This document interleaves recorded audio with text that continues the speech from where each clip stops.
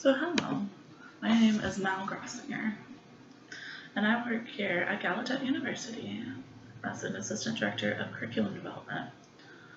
So I'm here to discuss my two kids and why we decided to send them to school. So the problem for me and my wife with deciding what to do with our two kids, because we had to decide where to send them. We could put them in a deaf school, mainstream them, or kind of do a combination. And if we did decide to send them to a deaf school, we had to decide which one. And we just want to do what's best for our kids, and there's a lot that goes into it. And other parents of deaf children have to do the same thing. So I'm going to explain why there's a lot of thought behind this. Before, I'm going to tell you about, I used to be a recruiter, and I would go and I would travel, and I would see all of these different schools. I would go to deaf schools and public schools, and there's just a lot of differences between them. So before I explain the differences, I just want to warn you, don't quote me on what I am saying. Don't think that I'm speaking for other parents. This is just my opinion, and other parents have their own opinions. And I just wanted to share my opinion about my thoughts between deaf schools and hearing schools. So I would go around and I would visit and I would present with all these schools, and students from deaf schools and students from mainstream schools, they had a lot of differences. So I would notice that deaf students in mainstream schools, they would sit in groups and they would be completely silent and just listen to my presentation. They wouldn't get involved in the discussion. But when you would look at deaf schools, the students there were a lot more involved. They would ask me questions and they just wanted more information. So at public schools, deaf students, most don't sign.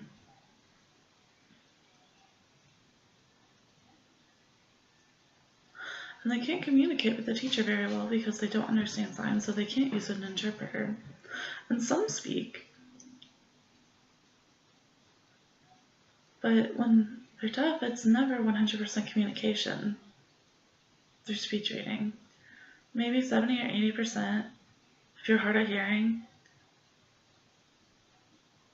But normally it's about 60, maybe 55%.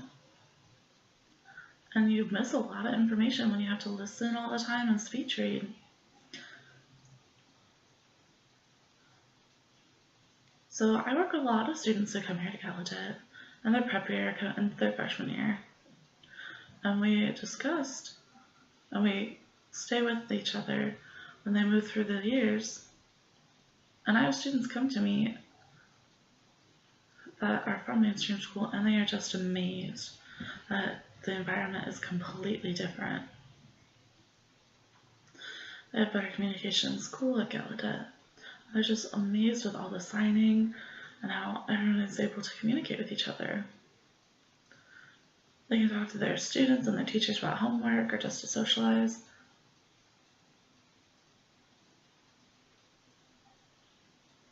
So in public schools, the students would sit and watch the interpreter in class. And if they had to ask a question, the interpreter would be behind. And then when they asked the teacher the question, they had to bring the class back to where the student was. And it was very embarrassing. And the interpreter was always behind. There was no avoiding that. And when class was over and the interpreter would leave, all the other students in the class would be socializing and talking. And the deaf student is not able to just jump in and join the conversation. Some other students might understand a few basic signs, but it's not the same as actually really socializing and chatting. And growing up, the worst part of having hearing parents at home is that limited communication. So you are really limited with who you can socialize with. And deaf students at deaf schools, they can communicate and socialize with each other. They can discuss things in class and they work together with their homework. So I grew up and I went to a deaf school and I had deaf parents.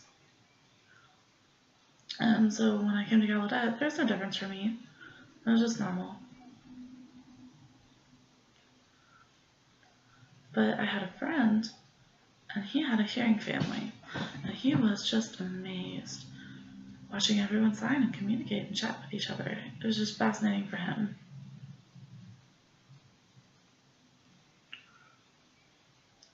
So my friend, when he was at home and his family would forget to sign and they would just talk to each other, and he was used to that, but it really impacted me because I've never had to go through that. Just watching people communicate around me. So yes, hearing parents try, I'm not trying to say that. But it was just really impactful on me. So I graduated, and then I wanted to go to get my master's. And Gallaudet didn't offer the master's that I wanted. I wanted a degree in education administration. They had the PhD, but they didn't have the master's. So I had to go choose a hearing university, and I went to American University. And I had an interpreter, and it was just me. I was the only deaf student in that class. And oh my gosh, it was hard. So the class itself and the lesson material was not hard. But it was the communication. That was very difficult. I couldn't share with my other classmates. I couldn't ask them questions. We couldn't study together. And I remember we had a project and I had to work in a group.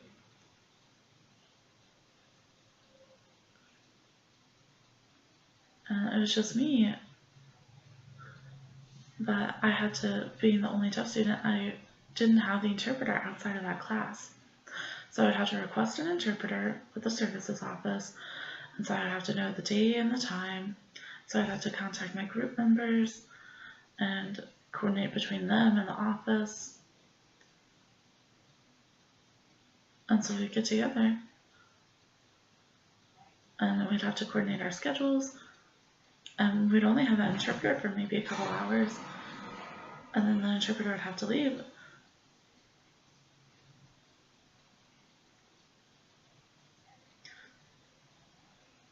So when the interpreter had to leave and we wanted to continue working, we'd have to schedule another one to come in. We couldn't just continue working, and that was really difficult. The most difficult part of all, I had to be studying for my comps. I had to do that by myself.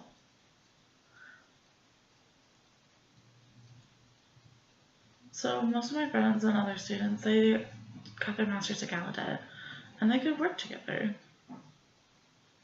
They would divide up the questions and get working groups, and then they would share the answers, and then they would have all the answers to the questions. And they were able to discuss them. And I didn't have that. I had to do that by myself, and that was a really big struggle. So I passed them, but looking back, and I just imagine being a young kid in school and having to go through that. That'd be terrible. That'd be very difficult.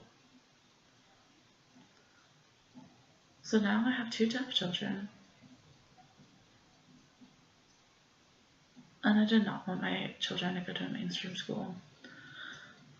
There's just a lot of negatives. And there are negatives with deaf schools.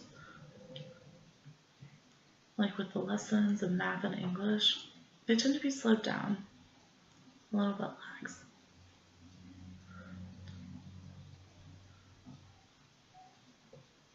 So most of the students at deaf schools have hearing parents. And they don't get language exposure before they come to school, but my kids did. So when hearing kids have hearing parents and they're toddlers, they get that language exposure before they go to school. And deaf children who have hearing parents, they don't get that. So when they get to school, they have to build their language first. And it's continuously a challenge in the classroom. So we need to continue to encourage deaf schools to build up their curriculum so that it is more challenging.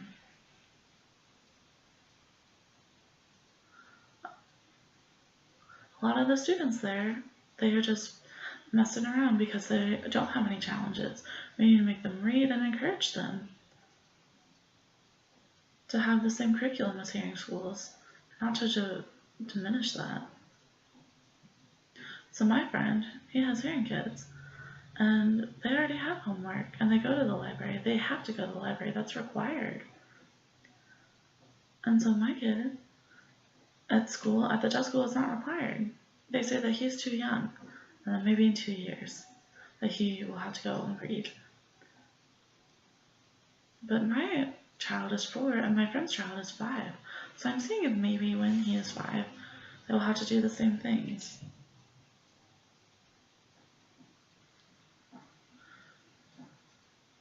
So there are negatives, but there are a lot of positives at deaf schools. The socialization, the students there are more motivated because learning in the classroom is only 1/4 of it. 3/4 of learning takes place out of the classroom, and that 3/4 is very important.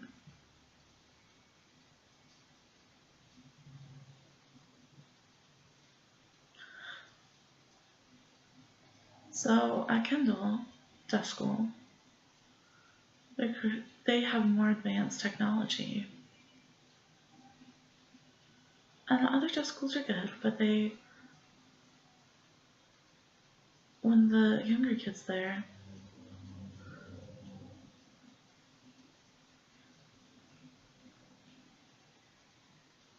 but they have been in there for 50 or 60 years and they haven't changed their curriculum. They haven't added computers, and they don't have the money to get that technology.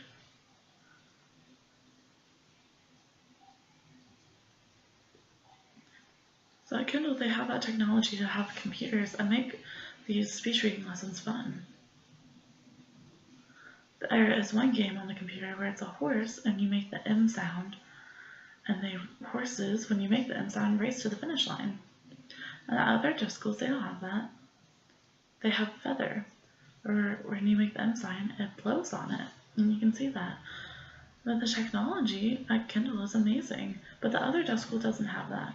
And they are still a good school, but you have to decide which program is best for your child.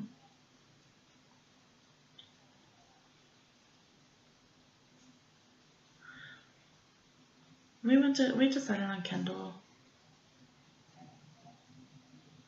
We are going to continue to stay there. And other parents of deaf children,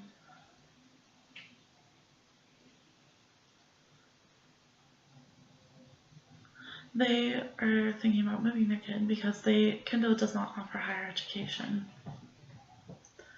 There might be 20 kids in the classroom, but they are all on the same level. And you might have 1 or 2 gifted students in that.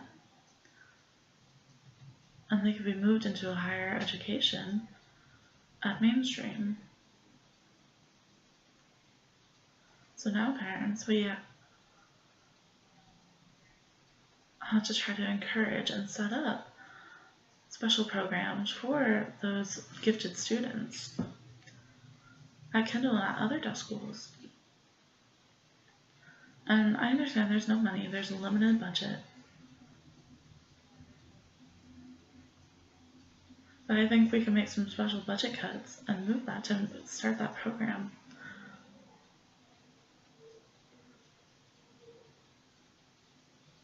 So overall, I think that my decision to send my kids to Kindle was a good decision. But I just wanted to explain my experiences with schools. Oh, and I forgot to tell you that my wife, she grew up in a hearing school, and then she went to a deaf high school. And her life experiences in the hearing schools were awful. It was very difficult for her. And it was really life-changing for her when she got to a deaf school.